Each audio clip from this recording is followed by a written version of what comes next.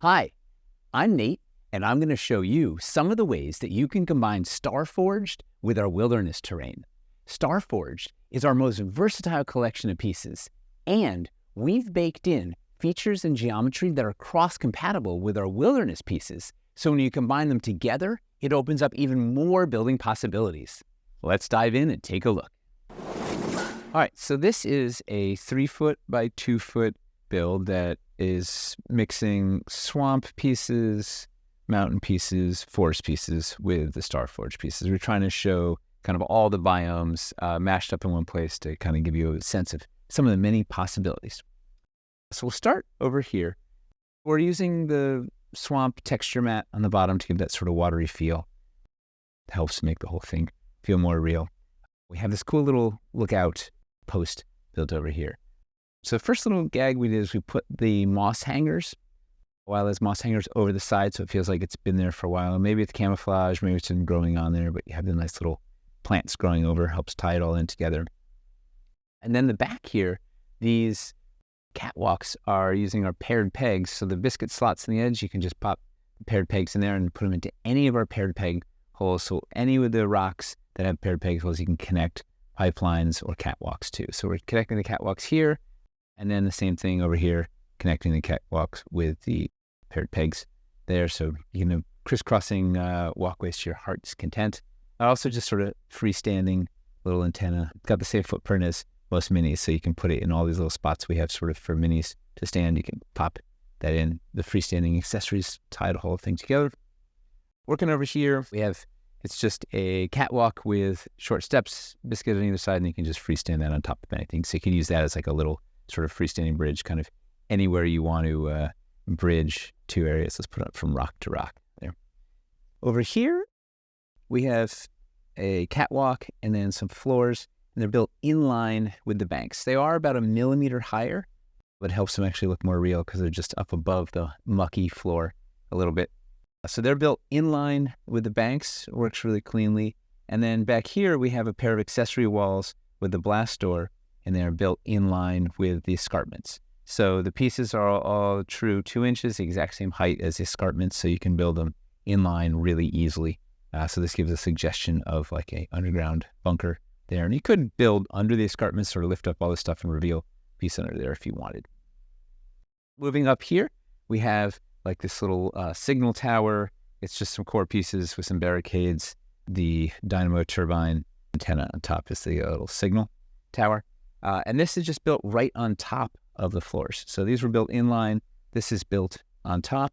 And to help sort of make it feel integrated, we have one of the flat stone teardrop inserts against there, and then a little piece of wolfsbane against there. And helps just sort of tie it all in when the wilderness overlaps it a little bit. And then in the back, we're running more stairs and catwalks and ramp down just right on top of the train. Again, you can just sort of crisscross catwalks all over the place. Over here, on top of Titan's Tooth, we have perched the tri-barrel plasma cannon and on the turret base, and you can just sort of freestand the thing anywhere, and it looks particularly good, right? This Titan's Tooth is designed to be like a cool spot to put any freestanding stuff, and this is a perfect example. And then over here, we're doing a fun little trick where we're using, this is the blaster pole accessory, and it's in the paired peg holes on the side. So now it's like a little remote blaster. Pivot that around, whatever, it's another little remote defense. And then on the back of Titan's Tooth, here, it's around, we have a catwalk and a ramp biscuited in with it, just using the paired pegs on the back. So once again, you can just kind of sort of connect them anywhere you want. If you really wanted to go nuts, you could take one of the little short stairs and like put the short stair there to kind of get us up that one more step, but it's a little overkill. I wanted more space for minis, like playable space. Going up to the front here, dynamo turbine, again with some pipelines, and it's going into the spirit tree here. We have the spirit tree swirling gyre LED insert to give it a sense that there's some sort of energy, right? They're pumping energy out of here. Maybe this whole complex is set to like drain whatever is inside, the energon cubes or whatever inside the spirit tree. But wasn't freestanding, just freestanding the sci-fi stuff right on top of the wilderness. It's going to look good everywhere. Moving on over here, we have the trapdoor floor built in line with the forest floors. So it has that little lip because it's like a millimeter or so higher, which actually, once again, helps it feel a little more real. It's raised up, and it feels like that's a underground bunker underneath there, right? Maybe that's the main generator for whatever's powering this thing, or there's a whole complex underneath, enter the dungeon or whatnot. And if you pop that open, we used the bottomless pit texture patch in there, so it looks like just a black pit down to anything. You can put whatever you want under there.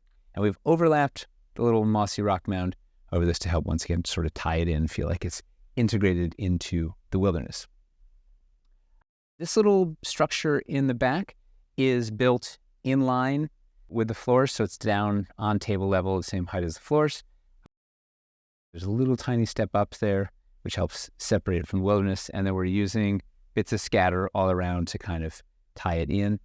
Because these are true 2x2s, if you go 3 in a row, that gets you 6 inches, which is sort of all the wilderness stuff works on like 6x6 base. So this is 6 inches this way, 4 inches this way, and then we're using the 2x2 floors to even it out. But if you did 3x3, it would fit perfectly in the same footprint as a 6x6 wilderness floor tile. This little structure over here, we built on top of the floors. So it went up one higher, went on top, and then we're kind of dressing it in using the banks and trifecta ledges to raise up the ground level up to it so it feels, let's get a little more integrated there.